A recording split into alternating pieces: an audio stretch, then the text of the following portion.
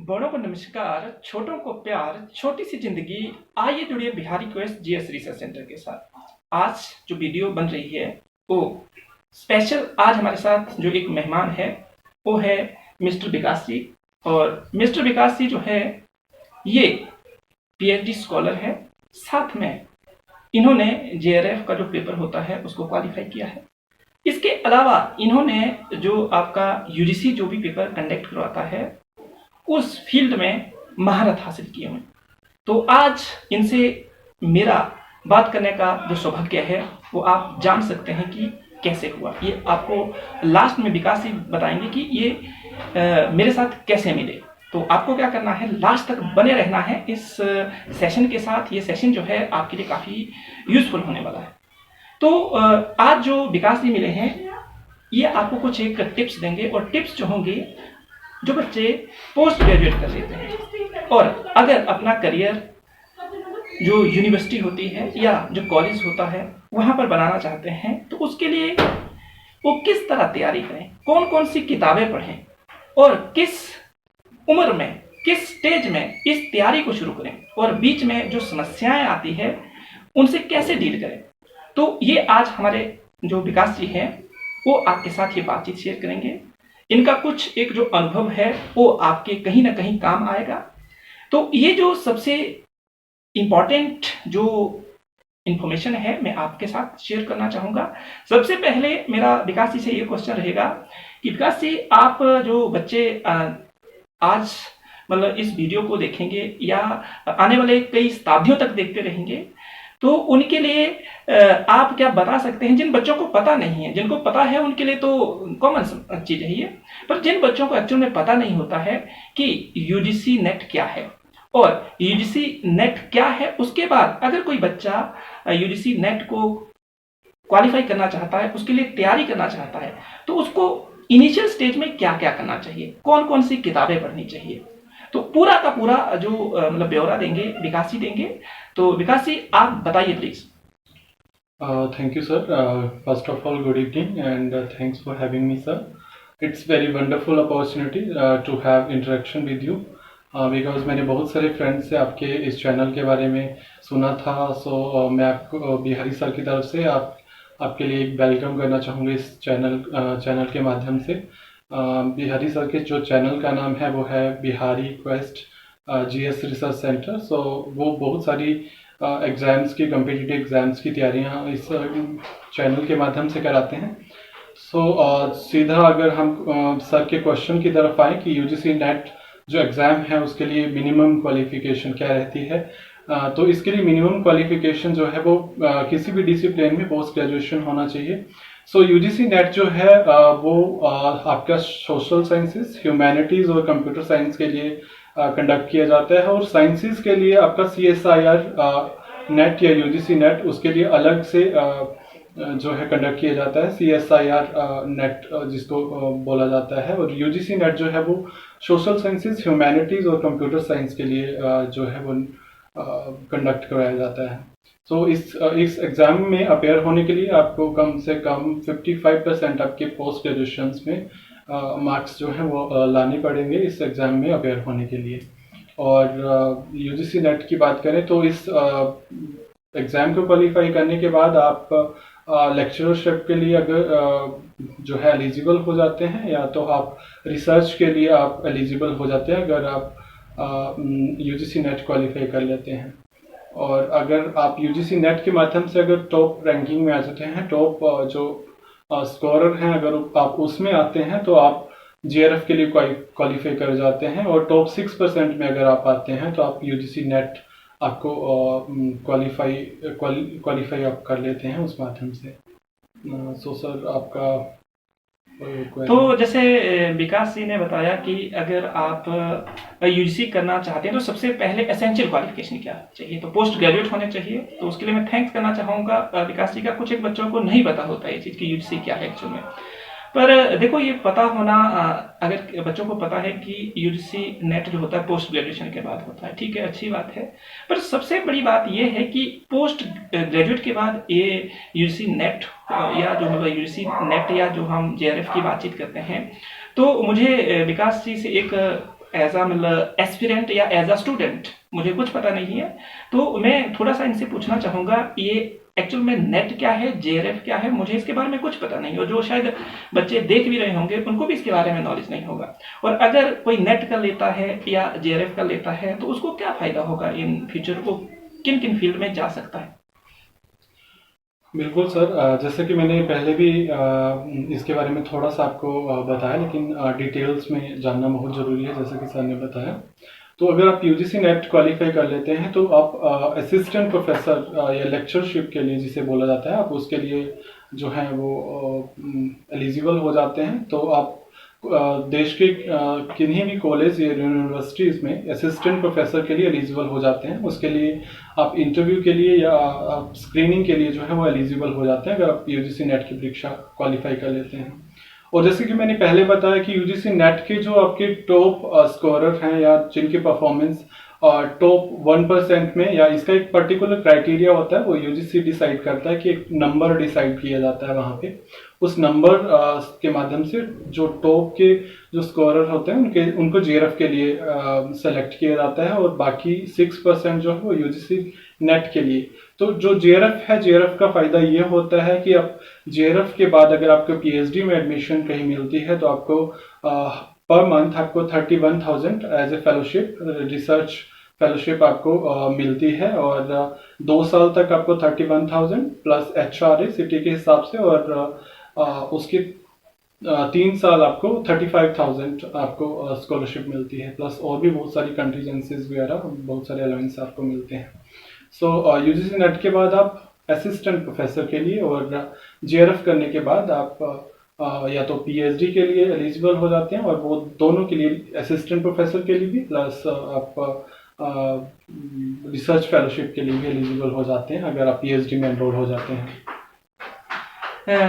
बिल्कुल, इन्होंने जो बातचीत की, अगर आप जैसे यूजीसी कर जाते हैं साथ में जेआरएफ कर जाते हैं तो आपको क्या क्या फ़ायदा मिलेगा, तो यहाँ से मैं एक और चीज़ बताना चाहता हूँ आप लोगों को कि देखिए जो बच्चे एक्चुअल में थोड़ा सा फाइनेंशियली जिनको दिक्कत है तो इस फील्ड में जाकर वो अपने आप को स्टेबल भी कर सकते हैं, क्योंकि उन्होंने एक बात कही कि अगर आप जेआरएफ कर जाते हैं तो आपको स्कॉलरशिप भी मिलेगी, और स्कॉलरशिप का इन्होंने जो अमाउंट बताया वो एक मीन्स कल्पना से थोड़ा सा परे हैं कि जो मतलब नॉर्मल पर्सन होता है उसके लिए।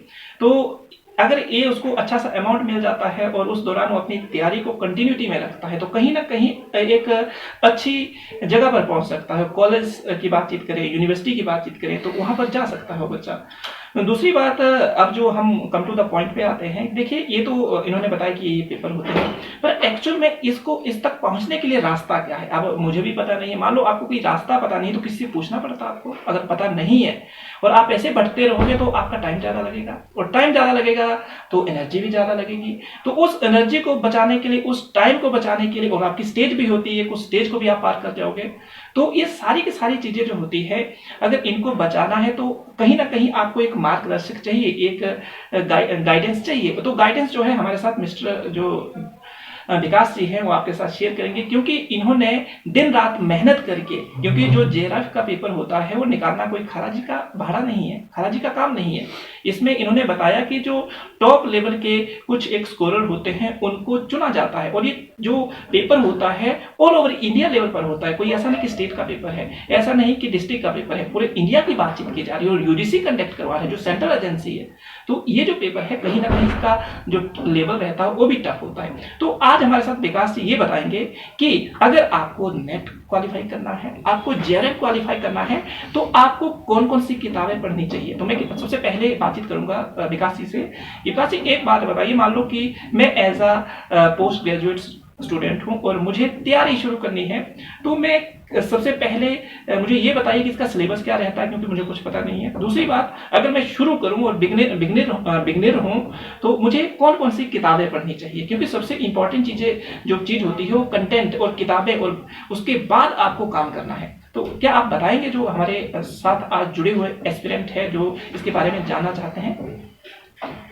सी अगर आपको यूजीसी नेट या यूजीसी नेट जीआरएफ की परीक्षा अगर आपको पास करनी है, तो जैसा कि सर ने बताया, क्योंकि आज किसी भी कम्पिटिटिव एग्जाम को आप देखें तो उसको क्रैक करने के लिए एक स्मार्ट स्टडी की ज़रूरत होती है। वैसा ही यूजीसी नेट में होता है कि आपको बिल्कुल स्ट्रेटजीज के साथ और आपको एक बिल्कुल अच्छी टेक्निक्स के साथ आपको स्मार्ट स्टडी करनी पड़ती है। आपको एक पर्टिकुलर एक स्पेसिफिक शेड्यूल वहाँ पे तैयार करना पड़ता है कि आप किस तरह से एग्जाम को क्वालिफाई करेंगे।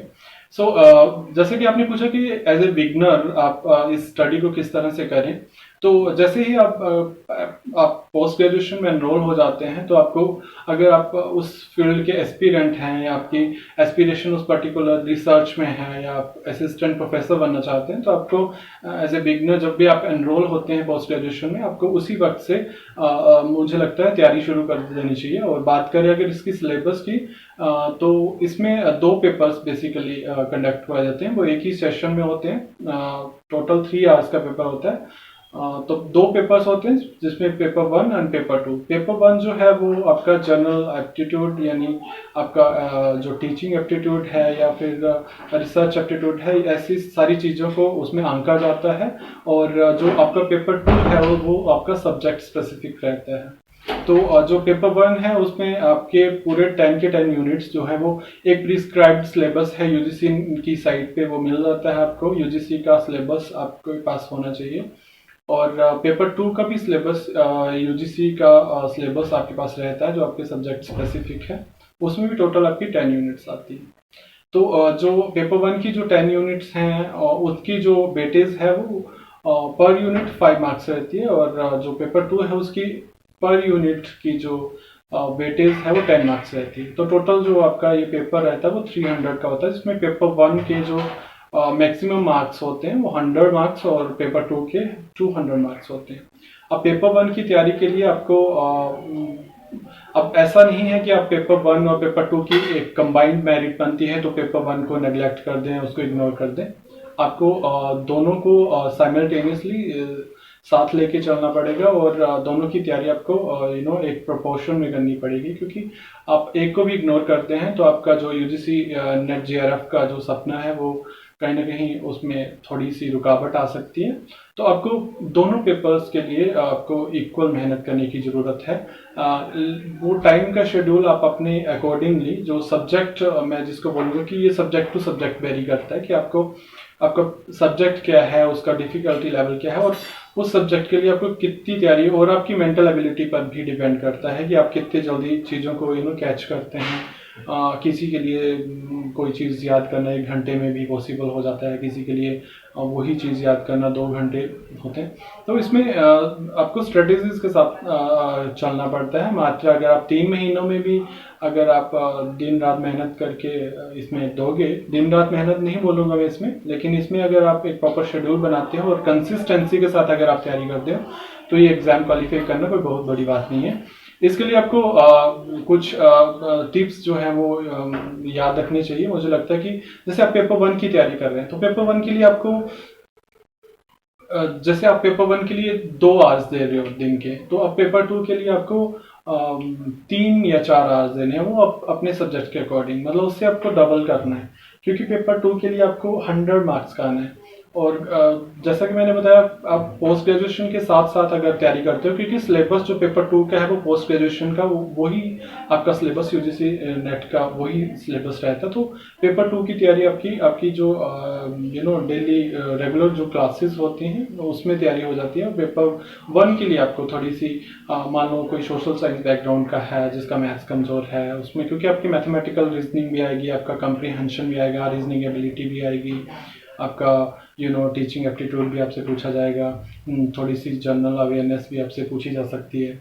सो उसके लिए आपको डेली के डेली, अगर आप जैसा कि मैंने बताया कि अगर हम 2 घंटे पेपर 1 के लिए दे रहे हैं तो उसमें से आपको 1 घंटा अगर आप रिवीजन कर रहे हैं या कुछ नया पढ़ रहे हैं तो 1 घंटा अपने प्रीवियस ईयर जो क्वेश्चंस होते हैं वो बहुत हेल्पफुल होते हैं इस एग्ज़ाम के लिए। तो 1 घंटा आपको वो भी सॉल्व करने हैं। वो आपका टाइम पर डिपेंड कर सकता है कि एग्ज़ाम के लिए कितना टाइम बचा है और आपने किस तरह से अपने टाइम को बढ़ाना है।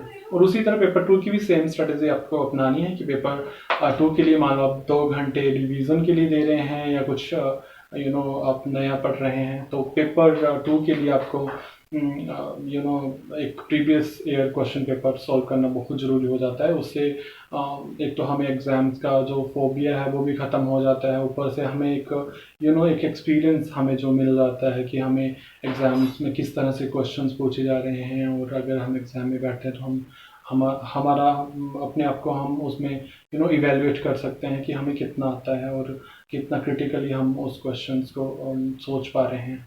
तो यही सब तैयारियां हैं, आपको स्ट्रेटजीज यही बनानी है। और अगर हम किताबों की बात करें तो यूजीसी नेट पेपर 1 के लिए मैं आपको एक ही बुक रिकमेंड करूंगा, जो कि मैं उसका कोई एडवर्टीजमेंट नहीं कर रहा हूँ।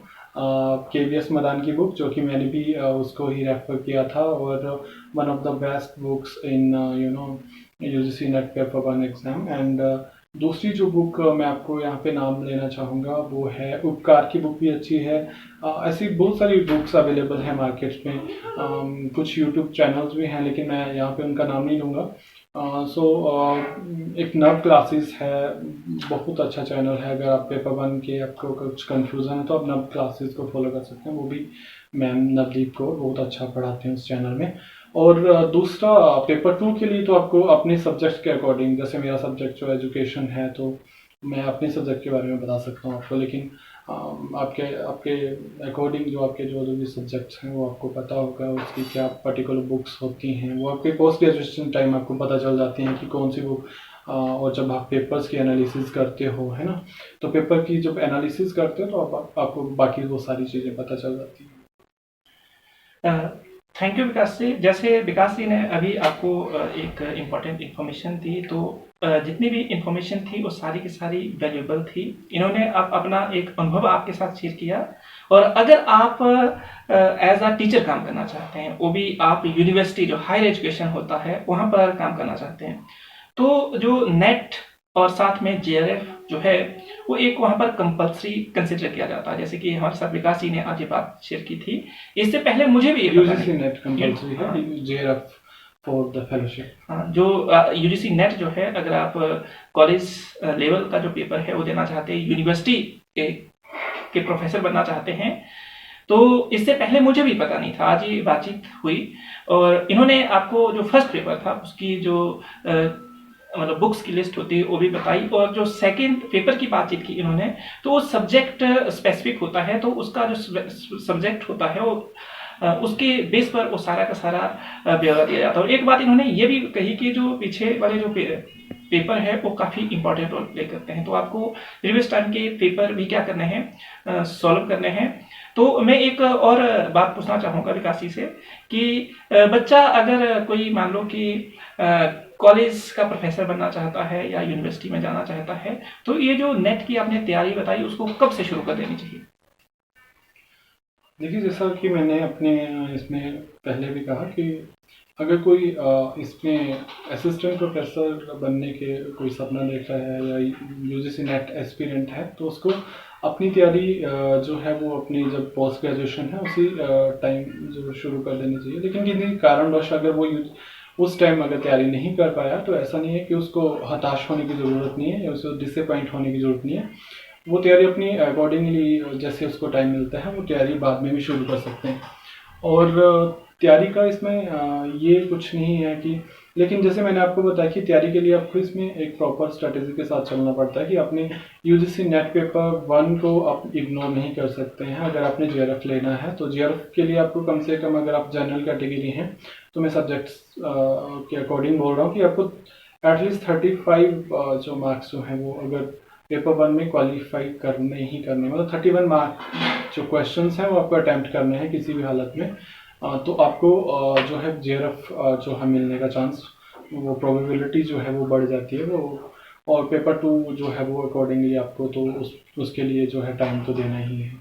और जैसा कि आपने बताया कि तैयारी का मान लो कि हम पोस्ट ग्रेजुएशन से ही शुरू करें तो आपको और आसानी हो जाती है इस एग्ज़ाम को क्वालिफाई करने के लिए। और आगे आपका रिसर्च के लिए अगर आप लेट नहीं होते हैं, आप मान लो PhD में एनरोल हो जाते हैं तो आपको वो बेनिफिट वहाँ पे मिल जाता है, आपकी टाइमली एनरोलमेंट हो जाएगी।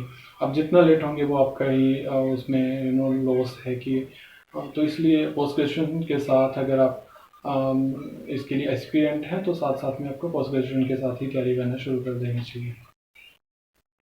एक और क्वेश्चन है विकास जी मेरा, जो मतलब शायद बच्चे सोच रहे होंगे कि एक्चुअल में कितना टाइम लगेगा इसके लिए, अगर कोई बच्चा चाहता है, और कितना टाइम दिन में देना पड़ेगा?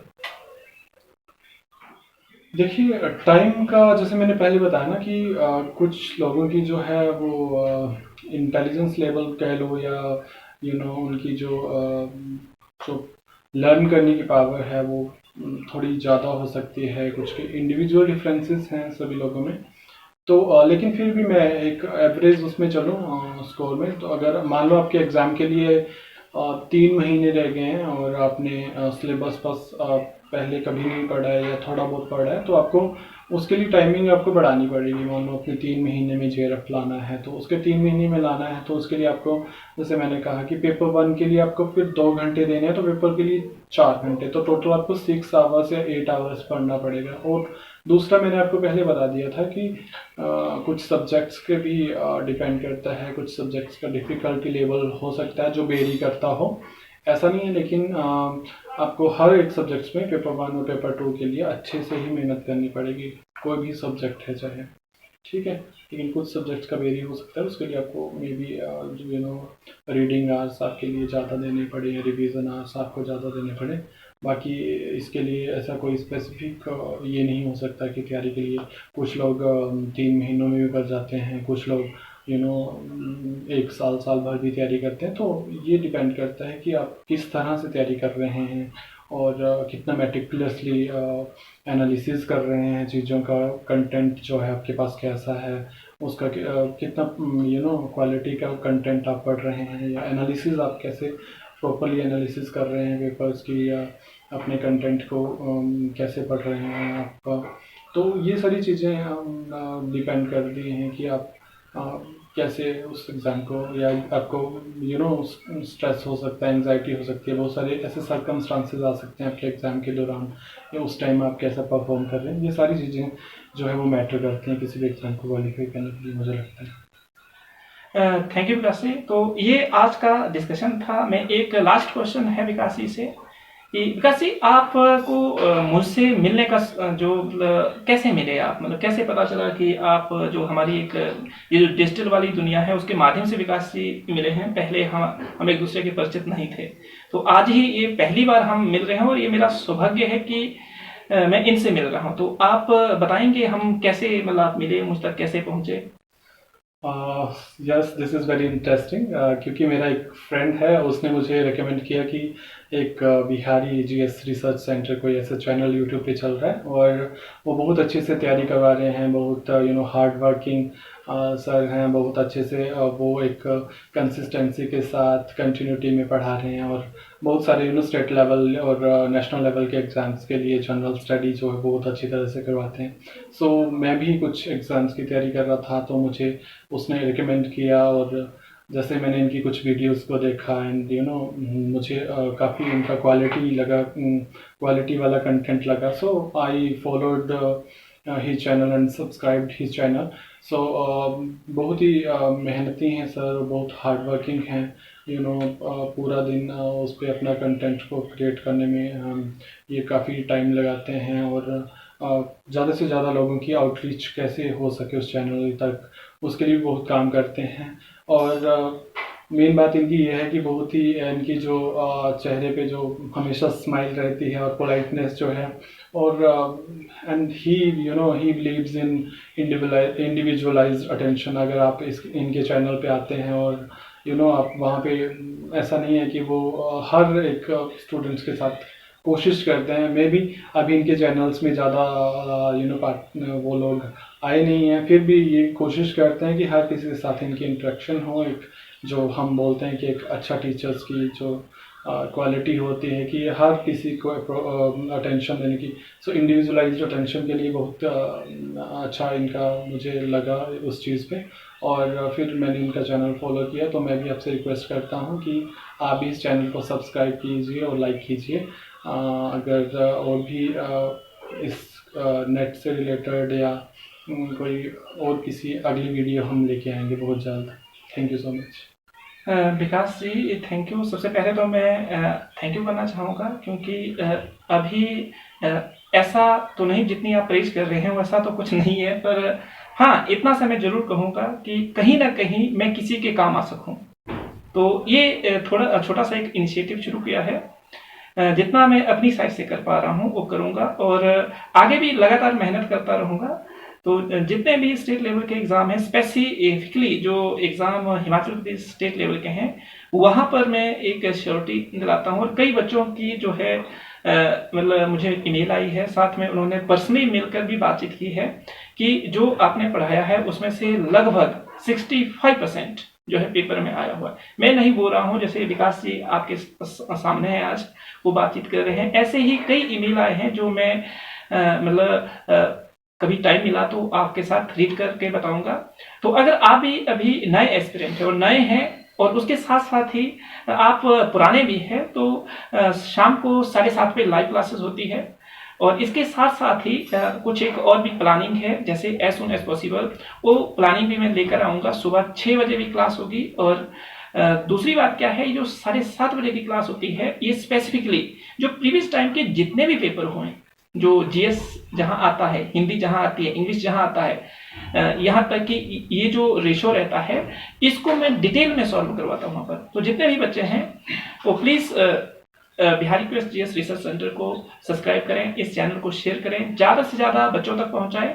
और अगर कहीं आपको लगता है कि इसमें कुछ एक कमियां रह रही है, तो प्लीज़ अपनी फीडबैक दें, ताकि मैं ज़्यादा से ज़्यादा और मेहनत करके इसको एक और प्रोडक्टिव बना सकूं और मैं आपके किसी काम आ सकूं।